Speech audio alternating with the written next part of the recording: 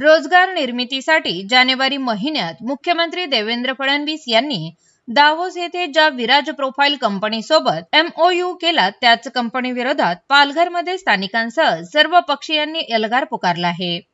जानेवारी महिन्यात मुख्यमंत्री देवेंद्र फडणवीस यांनी दावोस येथे विराज प्रोफाइल कंपनी सोबत 12,000 कोटी रुपये गुंतवणुकीचा समंजस करार केला होता। मात्र ही कंपनी प्रदूषणकारी असून या कंपनीमुळे बोईसर, तारापूर, MIDC सह पूर्वेस असलेल्या गावांमध्ये प्रदूषण वाढले असल्याचा आरोप आज सर्व पक्षीयांनी घेतलेल्या पत्रकार परिषदेत केला। विराज प्रोफाइल या कंपनी संदर्भात प्रशासनाकडून 8 एप्रिल रोजी जनसुनावणीच आयोजित करण्यात आली असून ही जनसुनावणी रद्द करण्यात यावी तसेच या कंपनीला परवानगी नाकारण्यात यावी अशी मागणी यावेळी पत्रकार परिषदेत करण्यात आली। बोईसर, तारापूर, MIDC विराज प्रोफाइल या कंपनीचे 5 प्लांट असून यामध्ये 10,000 कामगार काम करतात।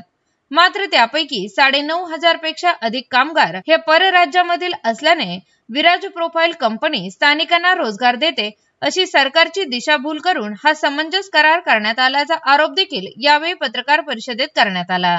बेवफा हो तुम मामाजी, बेवफा हो तुम मामाजी, हमारे साथ तुम्हारा नहीं है वास्ता, सुना है तुम्हारे पास पैसा बहुत है, अभी तू देख दूसरा रास्ता। धन्यवाद। येणाऱ्या 8 एप्रिलला विराज उद्योग समूहाच्या माध्यमातून बोईसर पूर्वेला एक जनसुनावणी आयोजित केलेली आहे आणि ही जनसुनावणीच्या विरोधामध्ये आणि एकूणच विराजचा प्रकल्प आहे याच्या विरोधामध्ये आज विराज विरोधी मान आणि परिसर संघर्ष समितीच्या माध्यमातून आजच्या आम्ही आंदोलनाचं अस्त्र आम्ही उगारलेलं आहे।